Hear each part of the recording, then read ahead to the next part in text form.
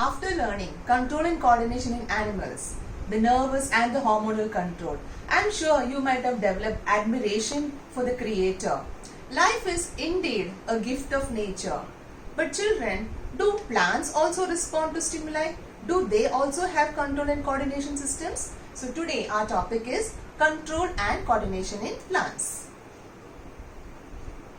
Okay, children, plants also respond to stimuli, but it is not so visible as it is in human beings or animals, but they do too. So there are two types of responses in plants. One is called as a tropic and the nastic response. Okay, have you seen sunflowers? You might have heard about, or you might have seen how the sunflowers move towards light. They are responding to the light. That is, the stimulus here is light, and they bend towards wherever the light is there. This is one of the important examples showing the response to stimuli.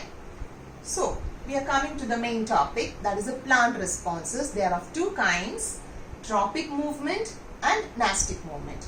Tropic is related to growth and it is a irreversible change or irreversible movement, whereas nastic movement is a temporary change in plants. Both of them are responding to stimuli, but both of them are different. This is growth related and this is not related to growth. So let us see what are the types of tropic movements. Okay. The first type of tropic movement is response to light. If the plant is responding to light, it is called as phototropism. That is, if the stimulus is light and the plant is responding to it, it's called phototropism. This picture is self-explanatory. You can see if you keep a plant near the window, it has a tendency to grow towards the light. So this is called as phototropism or response to light. But you can see it's only the stem moving towards light. The roots don't move towards light. It has a tendency to move away from light. So what do you say? The stem is positively phototropic, that is towards light, whereas the root is negatively phototropic. It is having the tendency to move away from light. So the first one, stimulus is light, it's called phototropism. Stem is positively phototropic and root is negatively phototropic. Now the second stimulus is gravity. You've seen when you're germinating seeds, the roots always move down towards gravity. Okay, here also an example of a plant, a potted plant. If you just put it in a horizontal way like this, you will observe after a few days that the stem is moving up, whereas the roots are moving down. That is, which is showing gravitotropism or geotropism? It is the roots. So the roots are showing positive geotropism. Geotropism means response to gravity, whereas the stem is moving away from gravity, so it's called as negatively geotropic. So the roots are positively geotropic and the stem is negatively geotropic. And to summarize, you can also say that the stem is positively phototropic but negatively geotropic. Roots are positively geotropic but negatively phototropic. So this was the second stimulus, that is the gravity. Now the third one, water. You know the water is absorbed by the roots. So of course the roots will be positively hydrotropic. So hydrotropism is a response to water. Roots have a tendency to move towards water. So the roots are said to be positively hydrotropic. And what about the stem? It's moving away from water. That is negatively hydrotropic. So why do the roots move? Actually, why are they geotropic? It's because of hydrotropism. They need water there. Clear? Now the last, fourth type of tropism is response to chemicals. If the stimulus is a chemical and the plant is moving towards that, it's called as chemotropism. The best example is, see, after pollination, the pollen grain falls on the stigma of the flower. From the pollen, in the pollen grain, there are two male gametes. These male gametes have to reach the ovule in the ovary. In the ovary, you have an ovule. Inside the ovule, you have the female gamete. So the male gamete from the pollen grain has to reach the female gamete. For that, as soon as the pollen falls on the stigma, a tube is developed from it. This tube is called as a pollen tube. So the pollen tube will carry the male gametes to the female gamete. But how does it know the way? It's because there are certain chemicals present here in the ovary, and this pollen tube is responding to the chemicals. So because of the presence of chemicals, the growth of the pollen tube is occurring towards the ovary. So the example of chemotropism is movement of the pollen tube towards the ovary or into the ovule, because inside the ovule you have the female gamete. So this was the fourth type of stimulus, that is the chemicals. Okay. Have you observed, children, this one? I'm sure while you were a child you were fantasized with all these things, isn't it? This is a Venus flytrap. This is the insectivorous plant. Clear? So you can see as soon as the insect has got in, it's closing. This is also a response to stimuli.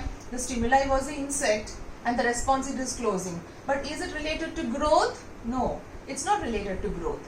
So such movement is called as a nastic movement. It's not a tropic movement. And once it has digested the insect, it will again open, a reversible change. It's not related to growth, it's a reversible change.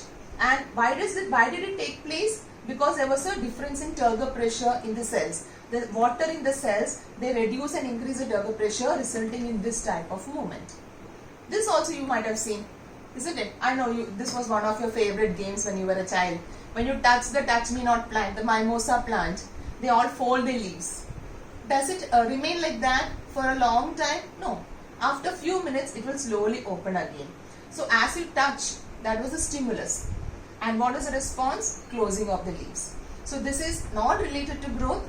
It's a reversible change. And here also it's due to the turgor pressure. You know, as soon as you touch, the water from these cells, you know, it's withdrawn. And because of the loss of turgor pressure, all the leaves will close. Clear? So such type of responses are called as nastic responses or nastic movement in plants.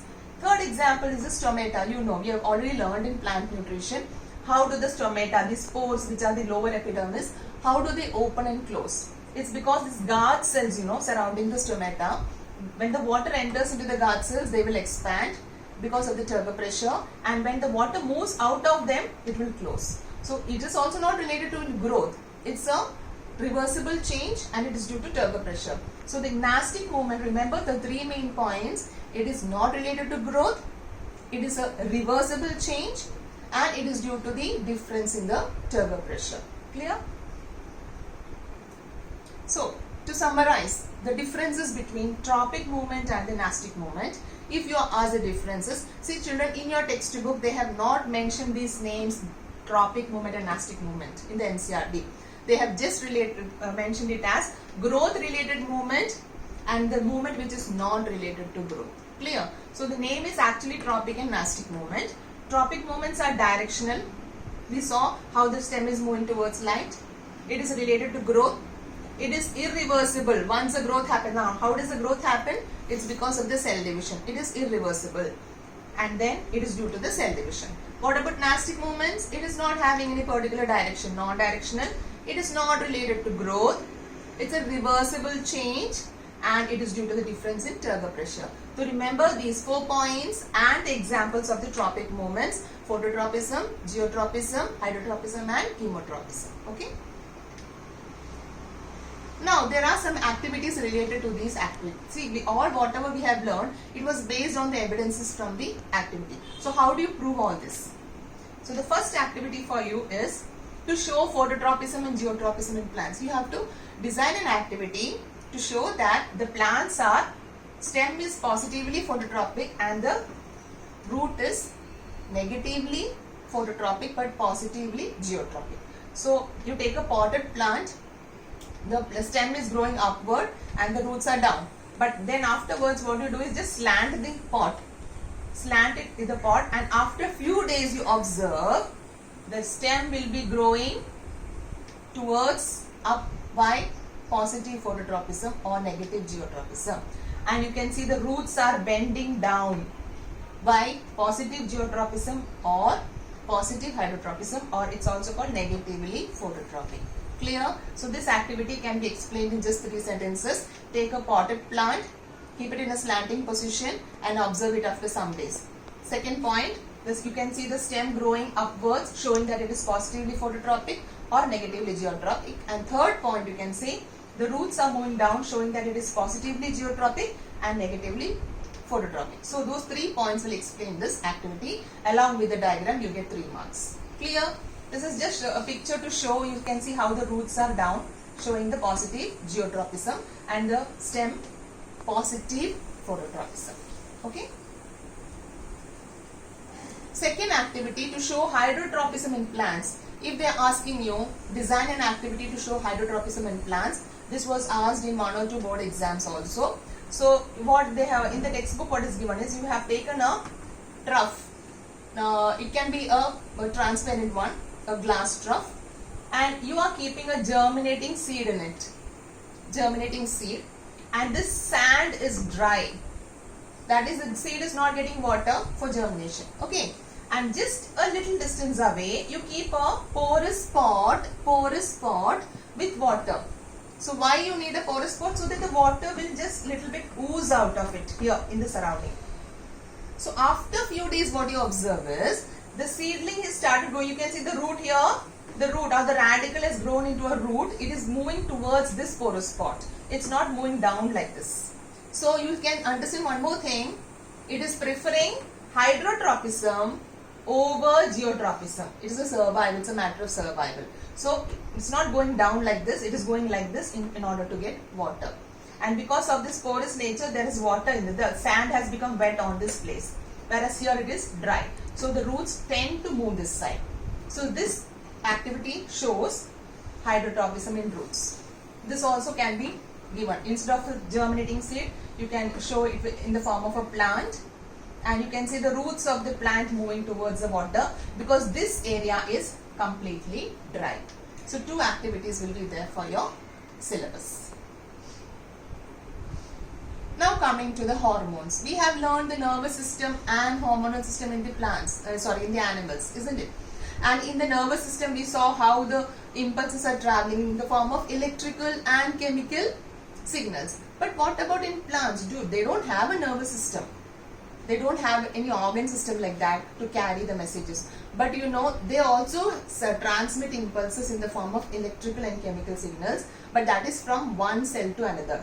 Plants are comparatively simpler than the animals. So they need not have a nervous system. But they do have a small mechanism related to that. That is, the electrical and chemicals will be passing from one cell to another. They also have a hormonal system. That is, the chemicals are the hormones which are produced in different parts of the plant.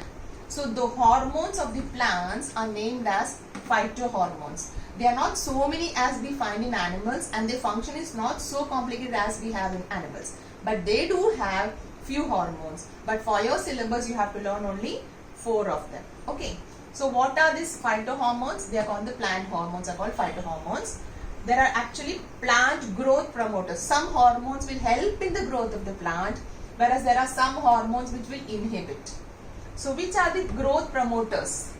Auxin, gibberellin, cytokinin. And the growth inhibitors are abscisic acid and ethylene. Ethylene is not there in your syllabus, not mentioned in your NCERT. You have to learn these 4.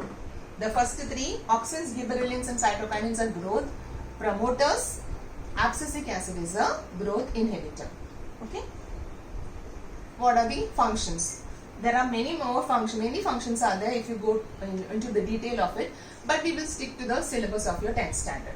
So the phytohormones and its functions. Auxin, they are actually found in the growing regions. You know, the meristematic cells are present in the tip of the stem and the root and all. Wherever cell division happens more, you will have auxin. You know, every time you can find the tender leaves at the tip of the plant, because there is cell division occurring. Why did cell division occur? Because of that chemical called hormone or the phytohormones.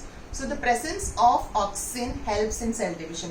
Just like in animals, we had the growth hormone which promotes the growth and developments of bones and muscles. Here we have the auxin hormone in the plants, which will promote cell division and cell elongation. If the cell divides in 1 into 2, 2 into 4, okay, and if the same cells elongates, that is also growth. So both of this is facilitated due to auxin, and they are found in the growing region. Gibberellin and cytokinin are also growth promoters. Gibberellin helps in seed germination and stem elongation, and cytokinin helps in cell division. It's usually found in the fruits and seeds. Rapid growth. Wherever there's a rapid growth like in fruits and seeds, cytokinin is present there. Okay, so auxin, gibberellin and cytokinins are growth promoters. The last one is abscisic acid. It's a growth inhibitor. The wilting of the leaves, you can see the deciduous tree sometimes complete leaves fall off. It's because of the presence of abscisic acid. And it's not only that time, other trees also they shed the leaves when it becomes dry. So that is a way of excretion. So that is because of the abscisic acid. Now how is it causing the wilting of leaves? We'll come to that later on. Let us see now, how does auxin help in bending of stem towards light? You know, we have seen that when you keep a plant near the window, it is moving towards light. Suppose this is the tip of the stem. Okay, the light is coming like this, there's no problem. But if the light is coming from the sides, there is a tendency of the stem to bend. Now this is because of the auxin. This is one of the important parts of your syllabus, very often asked for the exam, so listen clearly. You know, auxin, we just learned it is present at the tip of the stem where the meristematic cells are there. So this pink thing, you can see these are the auxin molecules which are distributed equally at the tip. Okay, and see the sun is falling equally on all the sides. But here what happened, as soon as the sun has moved here, suppose this is a window, this is a plant you're keeping near the window and it is getting the light only on this side. Clear? The auxins will shift towards the shady side. Just to remember children, auxin is like a shy hormone.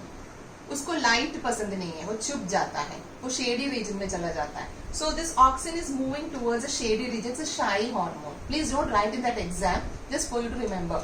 So it goes to the shady region, and wherever auxin is there, there is more cell division here and more cell elongation. So because of more cell division and more cell elongation, it will automatically bend. You know, if you keep a load on your back, बहुत ज़्यादा load, automatically you will bend like this now. And similarly here there is more cell division and cell elongation, and so it will bend like this. So it is bending towards the light. So you remember, if you ask this question, remember to write these 2 points. Auxin moves towards the shady side, more cell division and cell elongation happens here. If these 2 points are there in your answer, you get full marks. That for the question, how does auxin help in bending of the stem towards light? Usually auxin is on the tip, equally distributed, but if you have the light is falling on only one side, the auxin shifts to the shady side. Why? It's a shy hormone. More cell division and cell elongation here, and it moves towards the light. Okay. Now, second important question asked is, okay, you can see this picture how it is moving towards the growth of the plant. See, all of them are growing towards the light. So what is the reason? Auxin will be shifted towards the shady side, more cell division and more cell elongation, and so they are all trying to move towards the light. Okay. Next, how does auxin help in coiling of tendril? This is also the role of auxin. In a tendril, you know children, the tendril is a climber. It is having a support and the plant is climbing over it. Here also the auxin has a very important part to play. Suppose this is the support and this is the tendril. What is a tendril? You have leaf and stem tendril. If it is at the tip, no, it's called leaf tendril. And if a tendril is arising from the axil of that leaf, no, from the axillary bud, then it is called as the stem tendril. So here we have shown you the leaf tendril. You can see this. The tendril is here. So what? Suppose this is the tip of the tendril, and it is going to move. It has to coil around like this. Now there are 2 parts. One part is touching the support. The other part is not touching. So this is called as the contact side, and this is called as the non-contact side. So auxin is a shy hormone. It will try to move away from the contact side. Clear? From here it will move here. And whenever there is more auxin on one side, there is more cell division and more cell elongation, and so automatically it will bend. Clear? So how do you explain this? Auxins shift to non-contact side.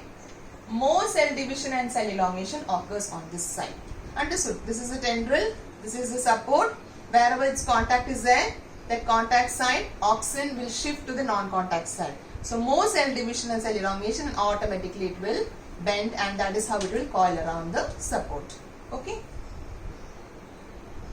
Now, how does abscisic acid help in wilting of leaves? This is the only hormone which is inhibiting the growth. In your syllabus, ethylene is not given. So you have to remember abscisic acid. See what happens, children, when this is a petiole of the leaf stalk, okay, and the abscission zone is created here. Abscisic acid creates an abscission zone. Abscission zone is made up of dead cells. Clear? So here you have the leaf. So because of that, what happens from here? Materials are not passed to the leaf here.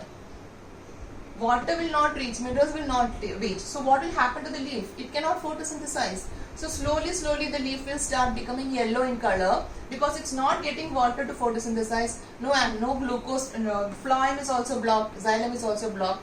So because of that abscission zone, this leaf will slowly die and it will fall off. So the wilting of leaf is due to the abscisic acid, and it is a growth inhibitor. Okay, thank you.